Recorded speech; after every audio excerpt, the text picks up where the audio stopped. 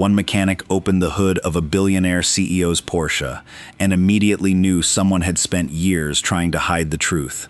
5 experts had failed. 2 dealerships had given up. But Gregory Mason wasn't staring at a broken engine. He was staring at something he had built with his own hands 14 years earlier. What he discovered wouldn't just repair a car, it would expose a betrayal worth millions. And before this day was over, one of the most powerful CEOs in the country would realize she had been trusting the wrong person all along. I've got another unforgettable story coming your way soon. Before we jump back in, leave a comment and let me know where you're watching from.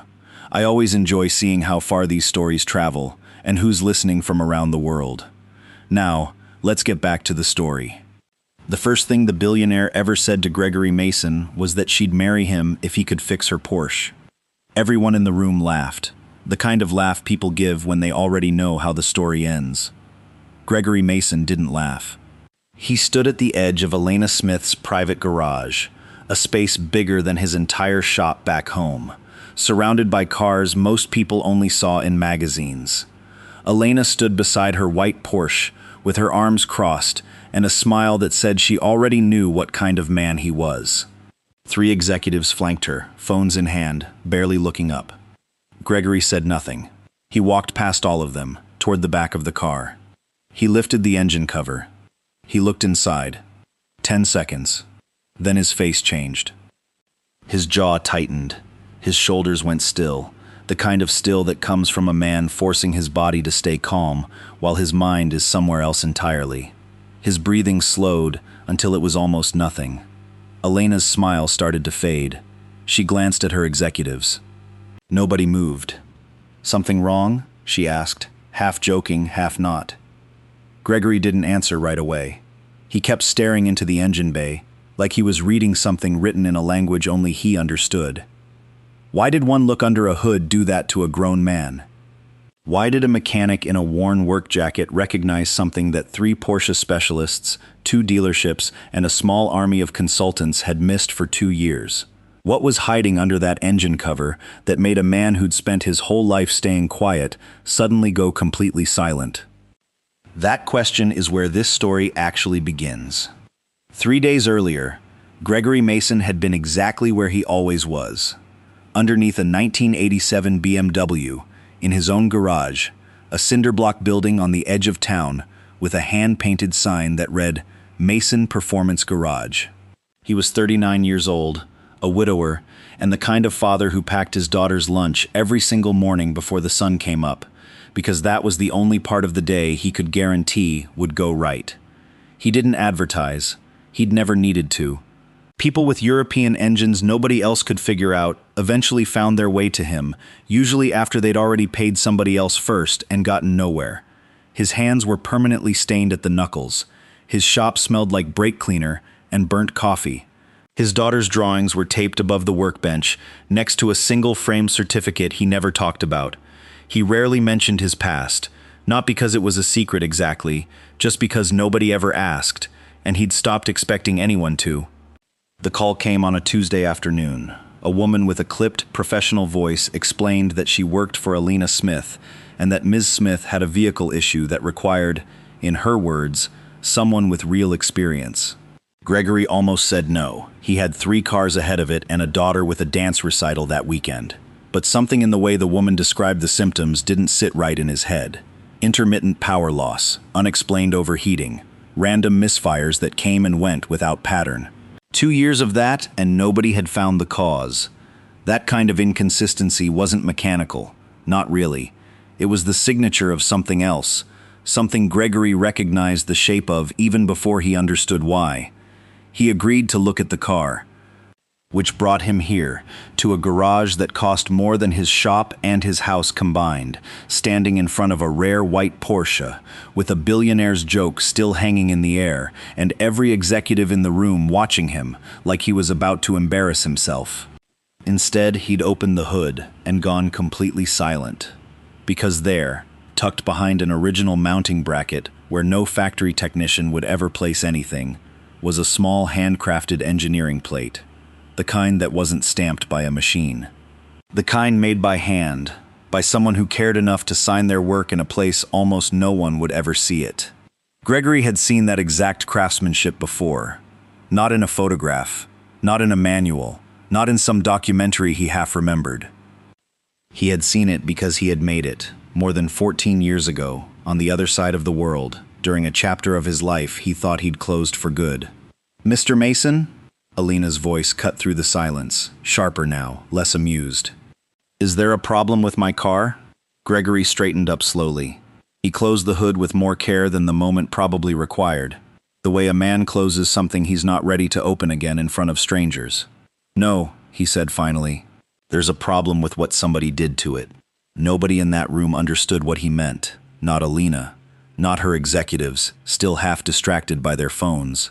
Not the woman who'd made the phone call 3 days earlier, believing she was hiring a mechanic. They thought they were watching a repair job begin. They had no idea they were watching the first thread of something much bigger start to unravel. Something buried inside records, valuations, and paperwork that had nothing to do with engines at all.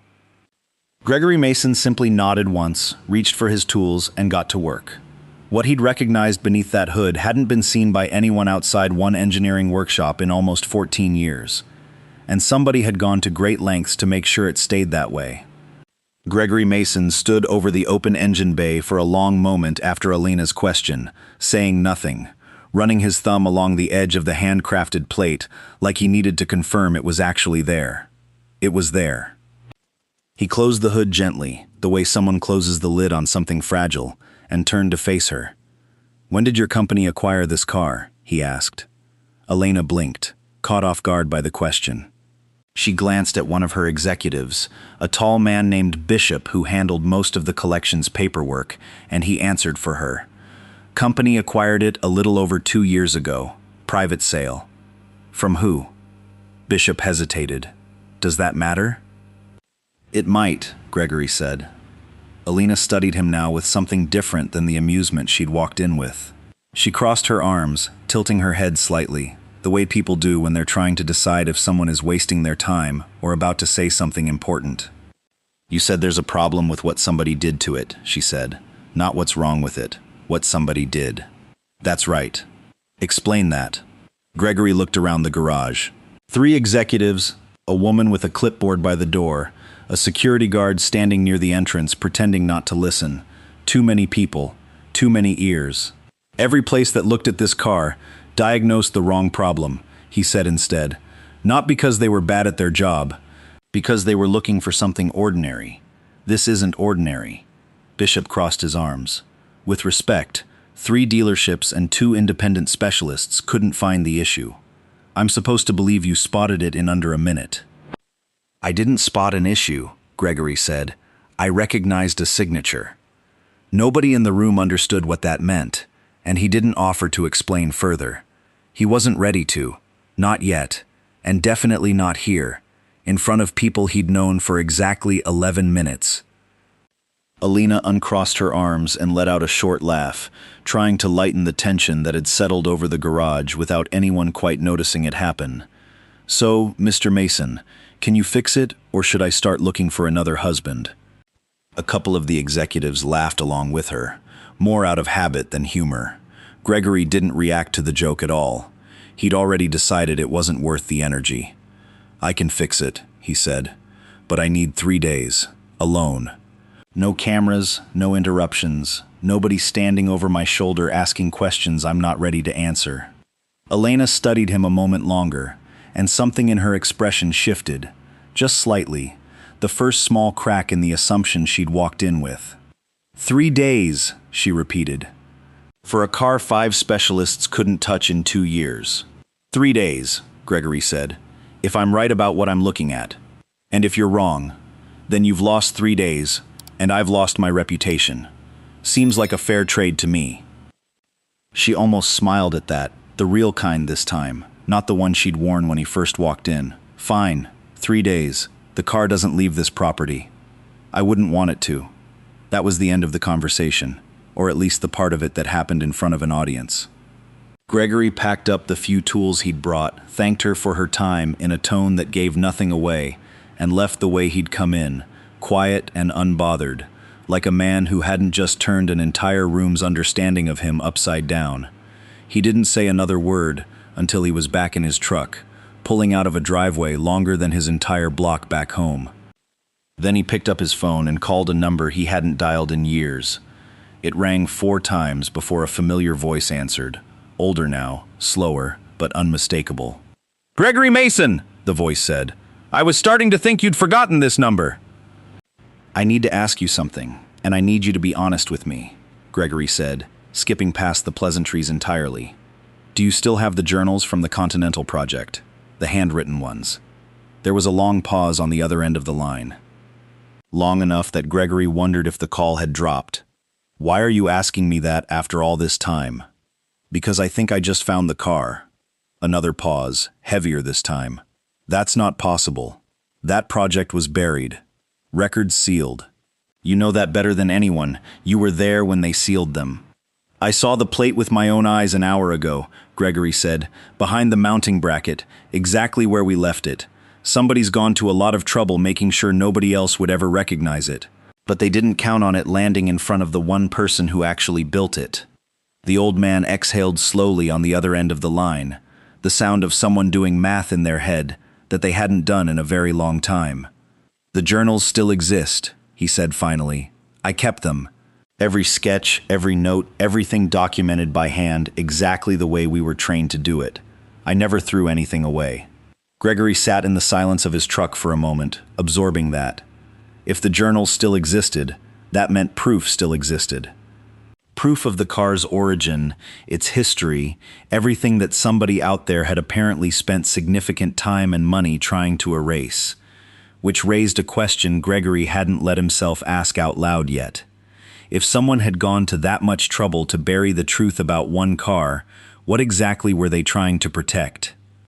He thanked his old mentor, promised to call again soon, and ended the call. Then he sat there a while longer, staring out at the long driveway behind him, at the mansion he'd just left, at a life so far removed from his own quiet routine that it barely felt real. Somewhere behind those walls sat a car that held more history than anyone in that room understood. And somebody, somewhere, had gone to enormous lengths to make sure it stayed buried. Gregory started the engine and pulled onto the road, already knowing tomorrow was going to be the first of 3 very long days. Gregory arrived back at Alina Smith's estate the next morning before the sun had fully cleared the trees, a duffel bag of his own tools slung over one shoulder, and a small leather notebook tucked into his jacket pocket, the same kind he'd carried every day of the Continental Project all those years ago. The garage was empty when he walked in, exactly as he'd asked. No executives, no security guard hovering by the door, just the Porsche, sitting under a single overhead light like it was waiting for him. He set his bag down slowly and pulled out the notebook first, before he touched a single bolt. That was the discipline nobody ever taught you in a shop class. You didn't dive into an engine you didn't fully understand yet. You documented first.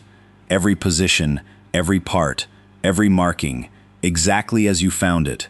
Because the moment you started removing things, you lost the ability to see the story the way it had been left for you. Gregory photographed the engine bay from 6 different angles. He sketched the position of every major component by hand, the way his mentor had drilled into him years ago, back when digital records weren't trusted the way handwritten ones were. Then and only then did he begin loosening the first bolt. He didn't notice Elena standing in the doorway until he'd been working for almost 20 minutes. "You draw everything before you touch it?" she asked. Gregory didn't look up right away. "I like to know what I'm looking at before I start taking it apart. Most mechanics just start taking things apart. Most mechanics aren't trying to figure out why 5 other mechanics already failed." She stepped further into the garage, arms crossed loosely, watching him work with an expression that had none of the amusement from the day before. She stayed like that for a while, quiet, observing the way he moved, careful, deliberate, nothing wasted. By early afternoon, Gregory had confirmed what he suspected the moment he first opened the hood. The replacement components inside the engine weren't cheap knockoffs installed by someone cutting corners. They were the wrong parts entirely, but installed with a level of precision that told him whoever did this knew exactly what they were doing. That wasn't sloppy work. That was intentional. Somebody had wanted this engine to fail in a way that looked like random mechanical wear, something no ordinary diagnostic would ever trace back to a deliberate cause. Gregory sat back on his heels and stared at the engine for a long time, turning that thought over in his head. If someone had gone through this much effort to disguise a deliberate failure, the failure itself wasn't the point. It was a cover for something else. Something bigger than a 2-year mechanical mystery. That night, back in the small guest office Elena's staff had set aside for him, Gregory pulled up his laptop and started digging through publicly available company filings, the kind any shareholder could access if they knew where to look. He wasn't an investigator, he wasn't a lawyer, but he understood value, and more importantly, he understood what undervaluing something on purpose looked like. He found the Porsche listed in an old asset filing, buried 3 pages into a supplementary document nobody outside the accounting department had probably ever read. The recorded value was low, not slightly low. Dramatically low, especially for a vehicle with this level of documented rarity once its full history was accounted for. He compared it against auction records for comparable vehicles, against insurance appraisals for similar restorations, against certification standards he remembered from his time overseas. Everything he found pointed in the same direction. Somebody had recorded this car's value at a fraction of what it was actually worth. Gregory leaned back in his chair, rubbing a hand over his face. He thought about his daughter, asleep back home with her babysitter, waiting for him to come back from what she thought was just another repair job. He thought about how easy it would be to simply fix the engine, collect his payment, and drive away from all of this without asking another question. But he couldn't unsee what he'd seen.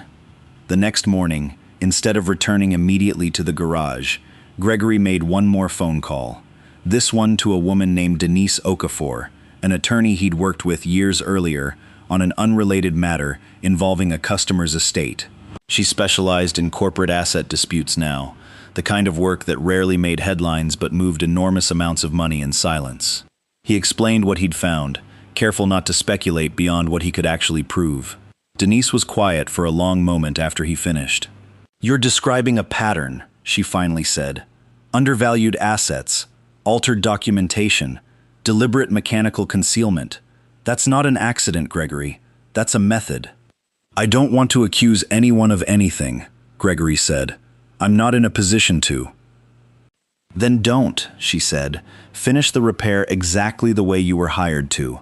Let the evidence exist. If something's wrong, it'll come out on its own once the right people start looking. You don't have to be the one who says it out loud." Gregory thanked her and ended the call, feeling something settle in his chest that hadn't been there before. Not relief exactly, more like clarity, a plan. He returned to the garage that afternoon and got back to work, hands steady, expression unreadable, exactly the way Elena had first found him. She watched him from the doorway again, quieter this time, studying him with the same careful attention she might have given a puzzle she was slowly starting to respect. She didn't know yet what he'd discovered the night before. She had no idea her own company's records held answers to questions she hadn't thought to ask. All she knew was that the man in front of her, the one her executives had dismissed within seconds of meeting him, was working through something far more complicated than a broken engine. And somewhere inside her own company, someone had gone to extraordinary lengths to make sure nobody ever found out what that white Porsche was really hiding. The car wasn't the real target. It was only the first loose thread. If Gregory had walked away the moment things got complicated, none of this would ever surface. That's the difference between a story worth telling and one that fades. Subscribe if you believe people like him deserve to be seen. Gregory's replacement parts arrived on the 3rd morning, delivered personally by a courier from a private collector 2 states over, a man named Harlan Voss, who dealt exclusively in period-correct components for vehicles most people had never heard of. Gregory had called him the night before, describing exactly what he needed, and Harlan hadn't asked a single unnecessary question. That was the kind of trust built over 15 years in a very small world. Gregory unpacked the crate slowly, laying each piece out on a clean cloth across the workbench, checking part numbers against the sketches in his notebook. Every component matched, every measurement lined up exactly the way it should have from the beginning, before somebody had gone in and swapped things out for parts that were close enough to pass a glance, but wrong enough to guarantee failure.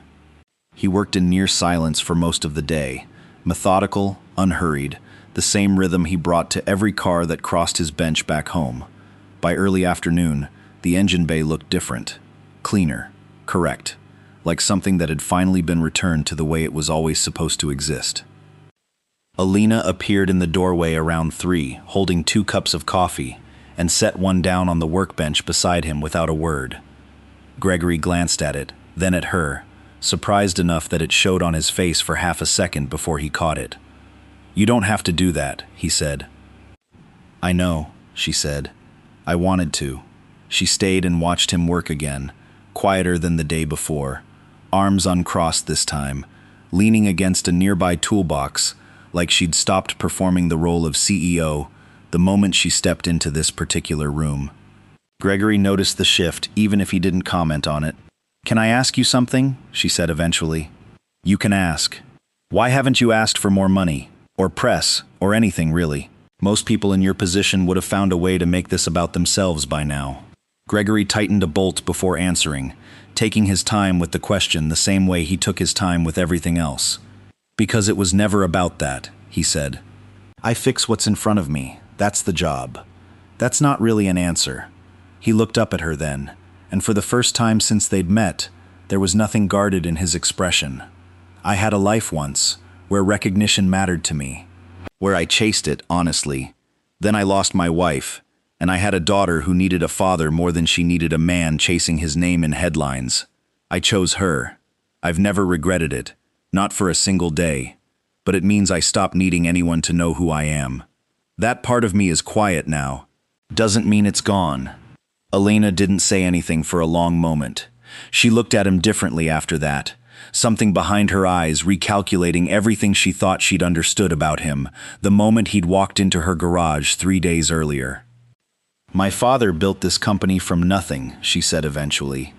"Everyone around me either wants something from me or wants to prove something to me.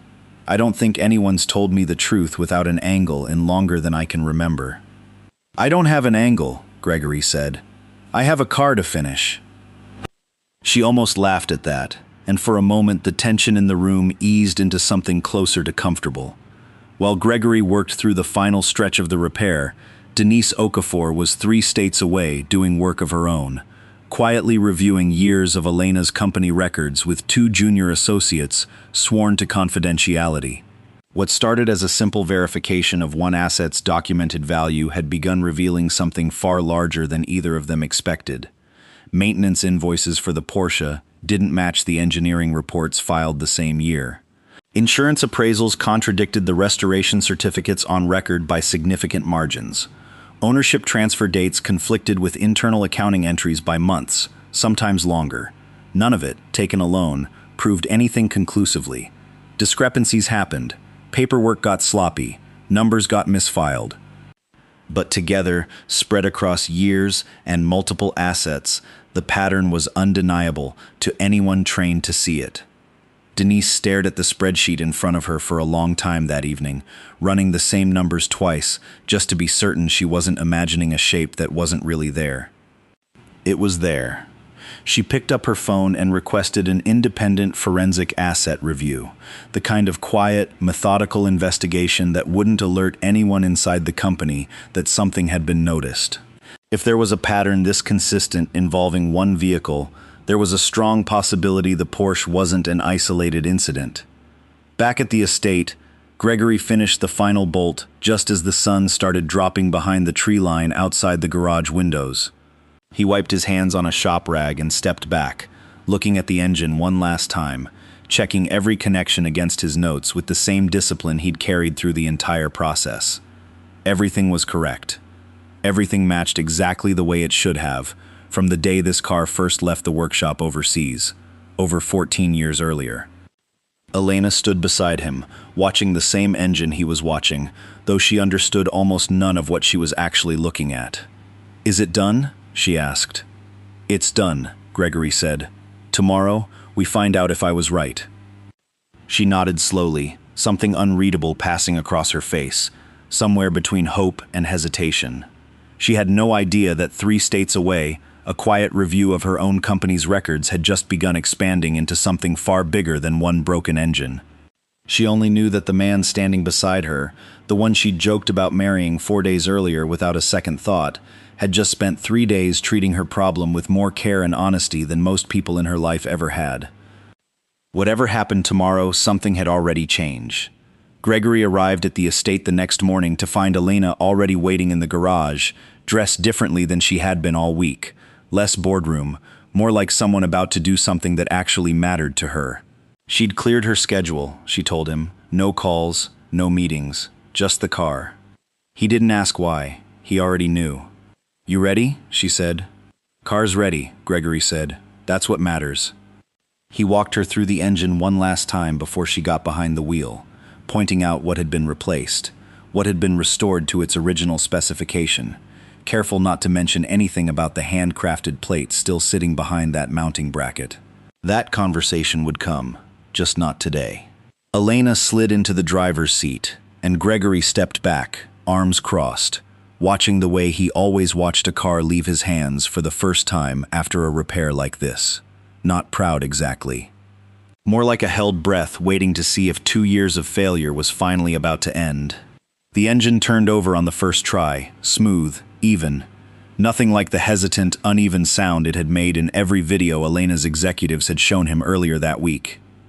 She pulled out of the garage slowly at first, then eased onto the private road that wound through the edge of the property, Gregory watching from the doorway as the car disappeared around the first bend. She was gone for almost 20 minutes. When she came back, she was smiling in a way Gregory hadn't seen from her yet. Not the practiced, confident smile she'd worn the day they met, but something looser, real. "It's never driven like this," she said, stepping out of the car, still slightly breathless. "Not once, not even when it was new to us." "It's driving the way it was built to," Gregory said. "That's all I did. Put it back." Elena studied him for a moment, then walked toward her office just off the garage, and came back holding an envelope, thick enough that Gregory already knew what was inside before she handed it to him. "This is a bonus," she said, "on top of what we agreed." Gregory looked at the envelope, then back at her, and gently pushed it back toward her hand. "I appreciate it, but I only take what I quoted. Most people wouldn't turn this down." "I'm not most people," Gregory said, without any pride in his voice. "Just fact. I told you what the job cost. That's what I'm charging." Elena held the envelope for a moment longer, something working behind her eyes, before she finally set it down on the workbench between them, not pushing the issue further. She seemed to understand, maybe for the first time, that this wasn't a negotiation tactic. It was simply who he was. Gregory reached into his jacket pocket and pulled out a small business card instead, one he'd been carrying since his phone call with Denise 3 days earlier. He held it out to her. "I think you should call this woman," he said. Elena took the card, reading the name printed on it. "An attorney? Why?" Gregory hesitated, choosing his next words carefully. He'd promised himself he wouldn't make accusations he couldn't fully support, but he also couldn't walk away without saying enough to point her in the right direction. "I think someone you trust has been hiding something from you," he said. "I can't tell you who. I can't tell you exactly what, but the numbers around this car don't add up, and I don't think this car is the only place where that's true." Elena's expression shifted from confusion to something colder, more focused. She looked down at the card in her hand, then back up at him. "You're serious?" "I wouldn't say it if I wasn't." For a long moment, neither of them spoke. The garage felt smaller suddenly, the weight of what he'd just told her settling into the space between them. "Thank you," she finally said, quiet now, all the earlier warmth from the test drive replaced by something more guarded. "For fixing the car, and for telling me this." Gregory nodded once and began packing up his tools, giving her the space to process what he'd just handed her. He didn't offer anything more. He'd said what needed saying, and the rest wasn't his to carry. That evening, back home, Gregory sat at his kitchen table long after his daughter had gone to bed, turning the events of the past 4 days over in his mind. He told himself the job was finished. He'd fixed the car. He'd pointed Elena towards someone who could help her look deeper if she chose to. Whatever happened next wasn't his responsibility anymore. He believed that, mostly. Across town, in a quiet office building with its lights still on well past business hours, Elena sat across from Denise Okafor for the first time. The business card Gregory had given her, now sitting on the table between them, alongside a folder of documents her legal team had quietly begun assembling. "I need you to look into everything," Elena said. "Every asset, every valuation, every restoration record for the last 5 years. I don't care how long it takes." Denise nodded slowly, already reaching for her notes. "I have to ask, what changed your mind?" Elena thought about the answer for a moment, picturing Gregory Mason standing quietly beside a car he'd just brought back to life, refusing money he hadn't earned, warning her about a threat he couldn't fully name. "Someone I judged wrong," she said, "turned out to be the only honest person in the room." By the following week, independent investigators had opened their first confidential file, a list of company-owned luxury assets compiled over the past decade, each one cross-referenced against insurance records, restoration certificates, and internal valuations. The white Porsche sat third on that list. Whoever had spent years hiding the truth about that car had no idea how much further the truth was about to travel, or that the man who'd simply been hired to fix an engine had just handed investigators the very first thread they needed to pull. Gregory has no idea what he just started. Neither did I, the first time someone told me a story like this. If you want to see where this goes, don't just watch and scroll past. Subscribe now, because stories like this disappear from your feed the moment you leave. 3 weeks passed, and Gregory Mason slipped back into the rhythm of his ordinary life without much effort at all. His shop stayed busy the way it always did, word of mouth bringing in the same steady stream of impossible European engines that no one else in town wanted to touch. He never asked Elena what happened after their conversation in the garage. He assumed the matter had moved past him entirely, into rooms with lawyers and accountants, where he had no place and no further role to play. His daughter noticed he seemed a little quieter than usual that first week home, though she didn't ask why. She just climbed onto the stool beside his workbench most afternoons after school, doing her homework while he worked, the two of them settling back into the routine that had defined most of her life. Gregory was grateful for the normalcy of it. He didn't miss the mansion, the executives, or the strange tension of that garage. He missed nothing about that week except, if he was honest with himself, the quiet respect he'd started to see in Elena's eyes by the time he left. He didn't expect to hear from her again. 3 states away, that assumption couldn't have been further from the truth. Denise Okafor had assembled a team of forensic accountants within days of her first meeting with Elena. 4 investigators who specialized in exactly this kind of work, the slow and meticulous unraveling of financial records, designed to look ordinary at first glance. What began as a narrow review of one Porsche's documented value quickly expanded once the team started cross-referencing every luxury asset owned by Elena's company over the past decade. The pattern Gregory had first noticed in a handful of scattered filings turned out to be far larger than anyone anticipated. Classic automobiles undervalued by staggering margins. Historic motorcycles listed on insurance documents at a fraction of verified auction prices. Rare engineering equipment quietly transferred between shell entities with no clear business purpose. Private collection pieces that had seemingly vanished from company inventory altogether, replaced on paper by replicas or lesser substitutes nobody had bothered to question. Every thread, when followed far enough, led back to the same signature, buried deep in the approval chain. Marcus Whitfield, Elena's chief financial officer for the past 11 years.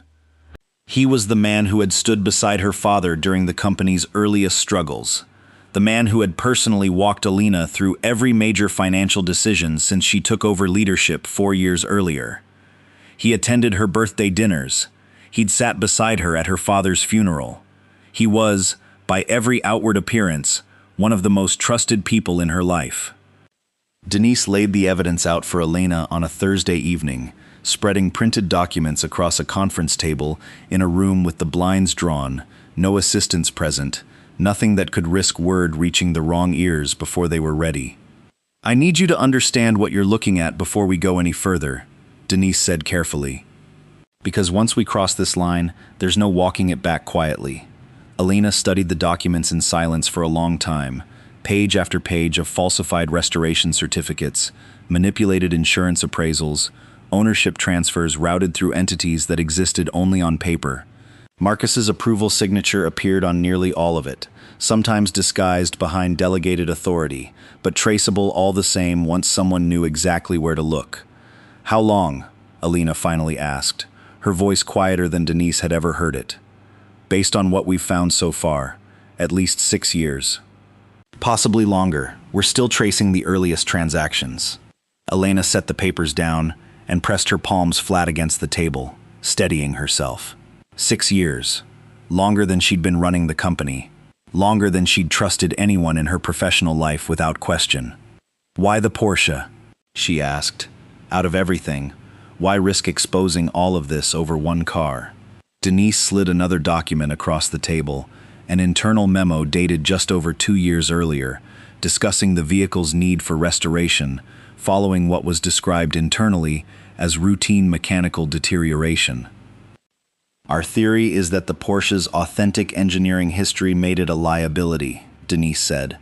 "If anyone with the right expertise ever examined it closely enough, they'd recognize details that didn't match the falsified records. Deliberately damaging the engine in a way that looked like ordinary failure was likely meant to either force a sale at a diminished value or make a full authentication impossible." "They didn't count on someone recognizing their own work," Elena said quietly. "No," Denise agreed. "They didn't count on that at all."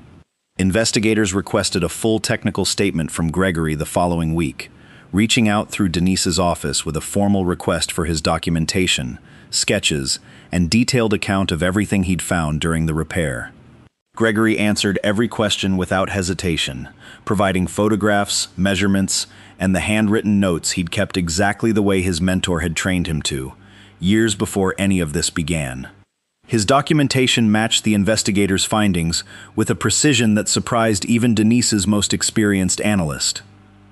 Without fully understanding it, Gregory Mason had become the single most important witness in an investigation involving millions of dollars in concealed corporate assets, all because he'd trusted his own eyes over 3 specialists' failed diagnoses and 1 billionaire's dismissive joke. He had no idea, sitting in his shop that week, that his name now appeared in confidential legal filings, alongside evidence that could bring down one of the most trusted executives in Elena Smith's company. He had no idea that somewhere, behind closed doors, people were beginning to ask uncomfortable questions about exactly who he was and how much he actually knew. The investigators finally understood something unsettling as they reviewed his statement line by line, cross-checking it against years of falsified records that had somehow never accounted for the possibility that the original engineer might return. Gregory hadn't just fixed a car.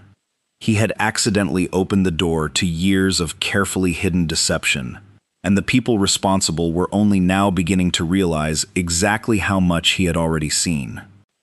Gregory noticed the black SUV for the first time on a Wednesday evening, parked across the street from his shop, long after he'd flipped the sign to closed. He almost didn't think anything of it. Cars sat on that street all the time, waiting on someone from the diner 2 doors down, or the barber shop that stayed open late on weeknights. But this one didn't move. Not when he locked up. Not when he loaded his tools into his truck. Not even when he pulled out of the lot and glanced in his rearview mirror, half expecting it to still be sitting there. It was. He didn't mention it to anyone that night. Not his daughter, asleep by the time he got home. Not even himself. Not really. Choosing instead to file it away as nothing. The kind of coincidence a tired mind turns into something bigger than it actually is. The following morning, a man walked into Mason Performance Garage, a little after 9, dressed in a suit too clean for anyone who actually worked with their hands. He introduced himself as Preston, no last name offered, and complimented the shop with the kind of practiced warmth that immediately put Gregory on alert.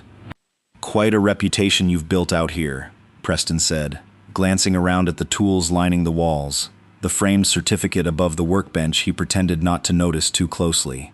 Word travels. People say you're the best in 3 states for cars, like the ones you've been working on lately. Gregory wiped his hands on a shop rag, saying nothing, waiting. I represent some parties with an interest in a recent situation you're familiar with, Preston continued. I won't waste your time pretending otherwise. There's been some concern about the technical statement you provided to certain investigators. I don't know who you represent, Gregory said evenly, and I'm not going to guess. Preston smiled, unbothered, and reached into his jacket, producing a sealed envelope that he set carefully on the workbench between them. This isn't a threat, Mr. Mason. It's an opportunity. A generous one. All that's being asked is that you reconsider your statement. Perhaps acknowledge some uncertainty in your recollection. People misremember details all the time, especially under pressure. Gregory looked down at the envelope, thick enough to guess roughly what was inside without opening it. I only fix cars, he said finally, sliding the envelope back across the table without touching the flap. I told investigators exactly what I saw. That's not going to change. Preston's smile didn't waver, but something behind his eyes shifted, colder now, more direct. Sometimes fixing the wrong car becomes everyone's problem, Mr. Mason. I'd think carefully about the people this affects, not just you. He left without another word, climbing into a black SUV parked out front, the same one, Gregory was almost certain, that had sat across the street from his shop the night before. Gregory stood in the doorway for a long time after the SUV pulled away, turning Preston's last sentence over in his mind. Not just you. He thought about his daughter, about the quiet life he'd built specifically to protect her from complications, exactly like this one. He didn't call Denise right away. He called his mentor first, the same man he'd reached out to that first night after leaving Elena's estate, needing to hear a voice that understood the weight of what he was walking into. They came to you, his mentor said, once Gregory explained what happened. It wasn't a question. Offered me money to walk back what I told investigators.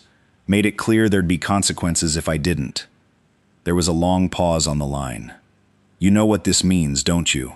If they're willing to approach you directly, this is bigger than one falsified valuation. People don't take risks like that over small amounts of money. I know, Gregory said quietly. What are you going to do? Gregory looked around his shop, at the drawings taped above his workbench, at the life he'd built one honest repair at a time. Exactly what I told them. Nothing's changing. He called Denise that afternoon, walking her through every detail of the encounter, while she took notes on the other end of the line, her voice growing more serious with each new piece of information he provided. This is important, Gregory, she said once he finished. Attempting to influence a witness in an active investigation is a serious offense. This changes the scope of everything we're dealing with. I need you to document everything. The vehicle, the description of this man, the exact wording of what he said. Already writing it down, Gregory said, notebook open on the counter beside him, the same discipline that had guided every step of this since the moment he first opened that Porsche's hood. Investigators moved quickly, once Denise relayed what had happened. What had been a careful, quiet review of corporate records suddenly became something with far higher stakes, evidence that someone inside the company was not only manipulating financial records, but actively working to obstruct the people uncovering it. Elena was informed the same evening, sitting in her office long after her staff had gone home, staring at the security footage from a camera near her own company's parking structure that had, coincidentally or not, captured Preston's vehicle leaving the building 2 days earlier. She hadn't expected this to touch Gregory directly. She'd assumed, wrongly, that whatever consequences existed would stay contained within corporate walls, far removed from a small independent mechanic who'd simply done his job with more integrity than anyone had expected of him. She picked up her phone and called him that night, her voice tighter than usual when he answered. "I'm sorry," she said, before he could say anything else. "I never meant for this to reach you like this." "It's not your fault," Gregory said. "Somebody made a choice to try to buy my silence. That's on them, not you." For the first time since this entire situation began, Gregory realized this had stopped being about a car, or even about corporate fraud buried in spreadsheets nobody outside a boardroom would ever read. Someone out there was frightened enough of what he knew to risk everything trying to silence him, and that meant whatever they were protecting was worth far more than anyone had initially imagined. The attempted bribe changed everything about the pace of the investigation. What had been a careful, quiet review of corporate records over several weeks accelerated into something far more urgent once Denise Okafor's team understood that someone inside the company was actively working to obstruct their findings. Within days, additional forensic accountants joined the effort, along with a legal team specializing in corporate fraud, who began preparing documentation for both civil proceedings and a formal referral to law enforcement. Gregory heard almost none of this directly. He'd given his statement about Preston, provided every detail investigators asked for, and returned to his ordinary life with the same discipline he brought to everything else, trusting that the people equipped to handle this next phase would do exactly that.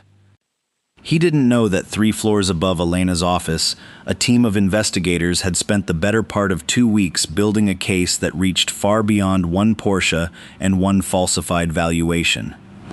Marcus Whitfield's manipulation of company assets went back nearly 7 years, investigators eventually determined, beginning modestly with small discrepancies in insurance appraisals before expanding into a sophisticated system involving shell companies, falsified restoration certificates, and deliberately damaged vehicles used to justify diminished valuations. Classic automobiles, rare motorcycles, engineering equipment tied to historic manufacturing processes. Each asset undervalued on paper, then quietly transferred or liquidated through entities that traced back, eventually, to accounts Marcus controlled personally. The total amount diverted over those 7 years exceeded $11 million. Alina learned the final figure on a Tuesday morning, sitting across from Denise in the same conference room where this had all first been laid out for her weeks earlier. She stared at the number for a long time without speaking, trying to reconcile it with the man she'd known since childhood, the man who'd taught her how to read a balance sheet before she was old enough to drive. "I need to understand something," she finally said. "Was any of it real? Did he ever actually care about this company? Or was I just useful to him the entire time?" Denise didn't have an easy answer for that, and she didn't try to invent one. "I can't tell you what was in his head, Elena. I can only tell you what the numbers show. And the numbers show someone who built an extremely patient, extremely deliberate system to take from a company he helped build." Civil proceedings began quietly at first, filed under seal to prevent Marcus from moving remaining assets before authorities could freeze them. Within a week, law enforcement opened its own parallel investigation, working from the documentation Denise's team had assembled, the kind of airtight paper trail that left almost no room for the usual defenses corporate fraud cases often relied on. Marcus was removed from his position on a Thursday afternoon, escorted from the building by security in front of colleagues who had worked alongside him for years, most of them stunned into silence by how quickly everything had unraveled. He didn't deny the allegations outright when confronted, according to people present that day. He simply stopped speaking entirely, requesting his attorney before another word was exchanged. News of the situation eventually reached outside the company, first through a brief regulatory filing, then through business journalists who recognized the size of the numbers involved. Reporters began circling within days, eager for details about how the scheme had first been uncovered, and more than one eventually traced the story back to an independent mechanic who'd apparently stumbled onto the first thread of evidence during a routine repair. Gregory's phone started ringing with numbers he didn't recognize. He declined every call. When a persistent journalist eventually tracked down his shop's address and showed up in person, notebook in hand, hoping for a comment on his role in exposing one of the largest asset diversion schemes the region had seen in years, Gregory offered exactly one sentence before returning to the engine he'd been working on. "I repaired what was in front of me." The journalist waited for more.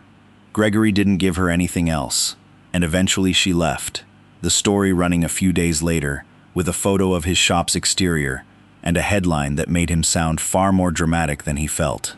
His daughter asked him about it that evening, having overheard a classmate mention seeing his shop's name in the news. Gregory sat with her at the kitchen table and explained it as simply as he could, that he'd fixed a car, noticed something wrong, and told the truth about what he saw. She seemed satisfied with that answer in the way only a child could be, uninterested in the complicated corporate details that had consumed adults on the other side of the story for weeks. Elena watched every interview request Gregory declined with a growing understanding of exactly who he was. She'd expected, somewhere in the back of her mind, that once this became public he might change, that recognition would eventually draw out some version of ambition she hadn't seen yet. It never came. He turned down 2 television appearances, 3 podcast requests, and a magazine feature that would have paid more than his shop typically made in a year. Each time, his answer stayed consistent, quiet and unbothered. A man entirely uninterested in becoming a symbol for something he still considered, at its core, simply doing his job correctly. Denise mentioned it to Elena one evening, almost in passing, while reviewing the final stages of the civil case. "I've worked cases like this for 15 years, she said. "I've never seen a witness this significant refuse every opportunity to capitalize on it." "That's Gregory," Elena said, and found herself smiling slightly as she said it, an unfamiliar warmth settling into the words. He never wanted credit. He wanted the truth to exist. Those aren't the same thing to him. By the time the investigation formally concluded, Marcus Whitfield faced both civil liability and a pending criminal case built on evidence too thorough to easily dispute. The company began the long process of recovering what could be recovered, restructuring internal oversight to prevent anything similar from happening again. Elena sat alone in her office the night the last piece of paperwork was finalized, thinking not about the resolution itself, but about the man who'd made it possible without ever asking for anything in return. The investigation was ending, but something told her Gregory's greatest reward from all of this hadn't arrived yet. Several months passed before Elena Smith found herself back at Mason Performance Garage, standing outside a building far smaller than any space she typically occupied, watching through the open bay door as Gregory worked underneath another car that wasn't hers. She'd debated calling ahead. In the end, she decided against it, wanting to see him the same way he'd first seen her, without preparation, without an audience, just 2 people and whatever honesty the moment allowed. No executives accompanied her this time, no security detail waited by a car outside.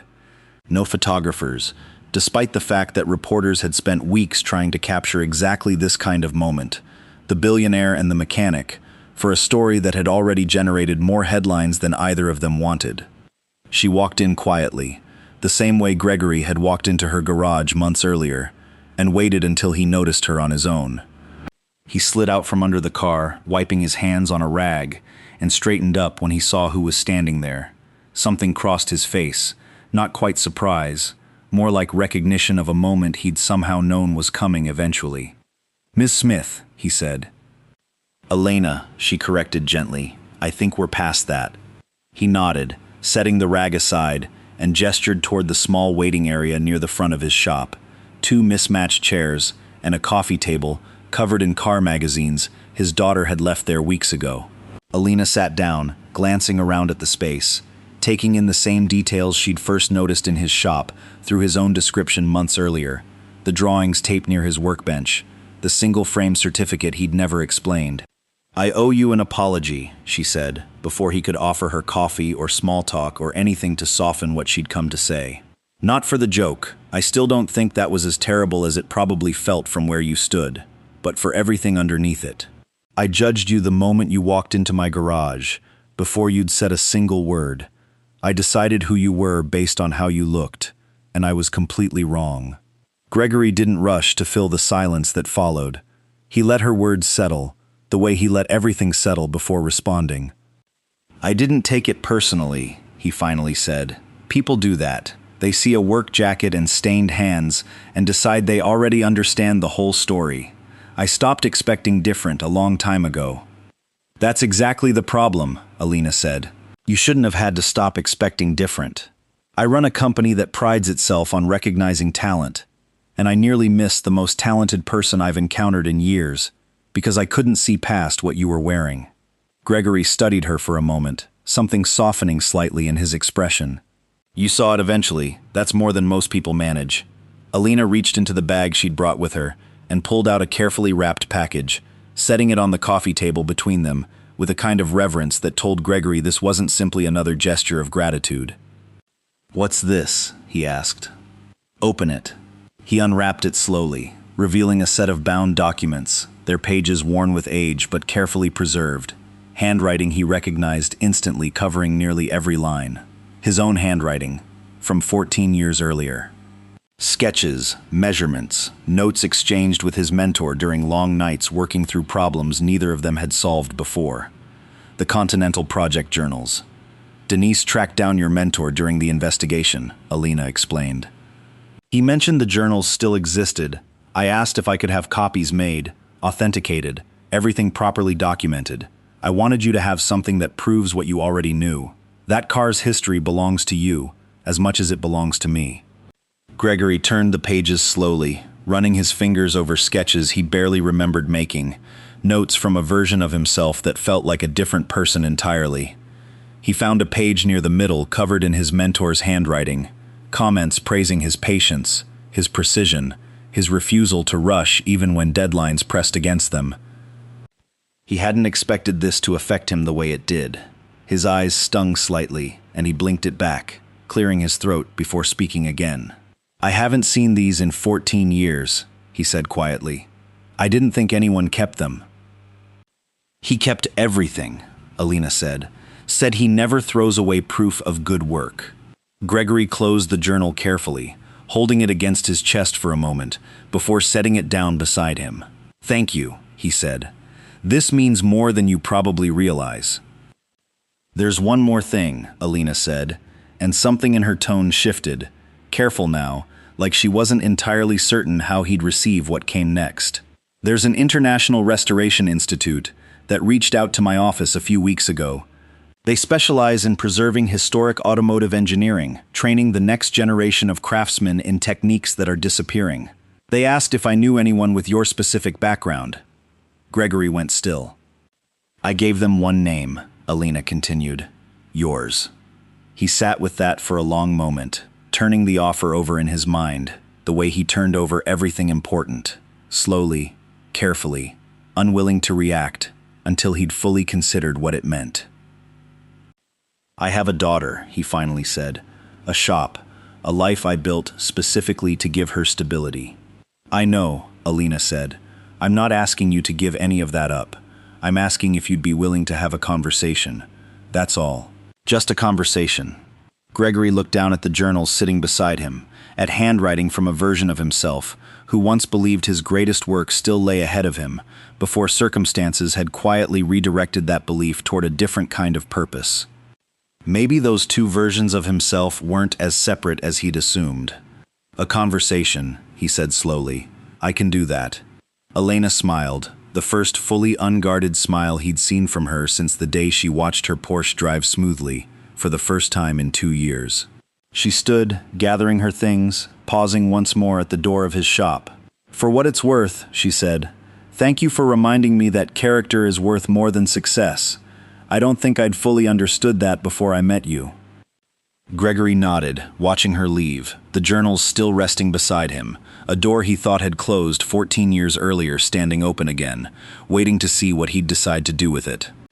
Gregory drove to the Restoration Institute 3 weeks later, alone, on a Saturday morning when his daughter was staying with her grandmother for the weekend. He'd thought about the visit more than he expected to, turning it over during quiet moments at his shop, in the space between customers, in the hours after his daughter went to bed. The building sat on the edge of a small industrial park 2 hours from his shop, unremarkable from the outside, nothing like the polished corporate architecture he'd grown used to seeing in Alina's world. Inside, though, it opened into something entirely different. A workshop the size of an aircraft hangar, lined with vehicles spanning nearly a century of engineering history, each one in some stage of careful, deliberate restoration. A woman named Fiona Reyes met him at the entrance, the Institute's director, a soft-spoken engineer with 3 decades of experience restoring vehicles most people only saw in museums. She walked him through the space slowly, introducing him to craftsmen bent over engines with the same quiet concentration Gregory recognized in himself, the same discipline that had guided him through every repair he'd ever completed. "We don't get many people with your background anymore," Fiona said, as they walked past a workstation dedicated to hand-fabricated components. "Most modern mechanics never learned the old techniques. The ones who did are retiring faster than we can replace them." Gregory ran his hand along the edge of a workbench, feeling something stir in him that he hadn't felt in years, a familiarity that went beyond memory, something closer to recognition of a version of himself he'd set aside without fully realizing how much of it he'd missed. "I stopped doing this kind of work a long time ago," he admitted. "Chose something smaller, something that let me be home every night." "Which you're not asking you to choose between those things," Fiona said. "We have craftsmen here with families. Some travel for projects a few times a year. Others consult remotely, training apprentices through video, only traveling for the work that truly requires their hands. There's flexibility here most people don't expect from an institute like this." Gregory walked through the rest of the building in relative silence, absorbing details he hadn't expected to matter so much to him. A wall of photographs showing decades of completed restorations. A training room where apprentices half his age practiced techniques on retired engine blocks. A quiet office where Fiona explained they were building an archive specifically dedicated to preserving handwritten engineering documentation, the kind of record his own mentor had kept faithfully for 14 years. "We'd want you to help build that archive," Fiona said. "Your notebooks, your training, everything you carry that isn't written down anywhere else. We're losing that knowledge faster than most people realize." By the time Gregory left that afternoon, he hadn't made any final decisions, but something in him had shifted, quietly, the way most important changes in his life tended to happen. Not a dramatic reversal, just a door reopening that he'd once believed was closed permanently. He drove home with the windows down, turning the visit over in his mind the entire way, arriving just as his daughter came running out to greet him, exactly the way she always did, asking immediately about his day before he'd even made it through the front door. "Did you see cool cars?" she asked.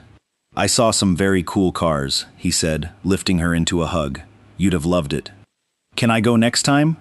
Gregory laughed, setting her down, something loosening in his chest that had been tight for longer than he'd realized. "Maybe. We'll see." That evening, after she'd gone to bed, Gregory sat at his kitchen table with the Continental journals spread out in front of him, reading through pages he hadn't looked at in weeks, letting himself remember the version of himself who'd once believed his best work still lay somewhere ahead of him. He realized something he hadn't fully understood before that day. Becoming a father hadn't ended that part of his life. It had simply reordered his priorities in a way that felt, at the time, like sacrifice. But sitting there now, he understood it differently. He hadn't given anything up permanently, he'd simply paused it, protected it, carried it forward quietly until the right moment arrived to pick it back up. He didn't have to choose between the life he'd built and the one he'd once imagined.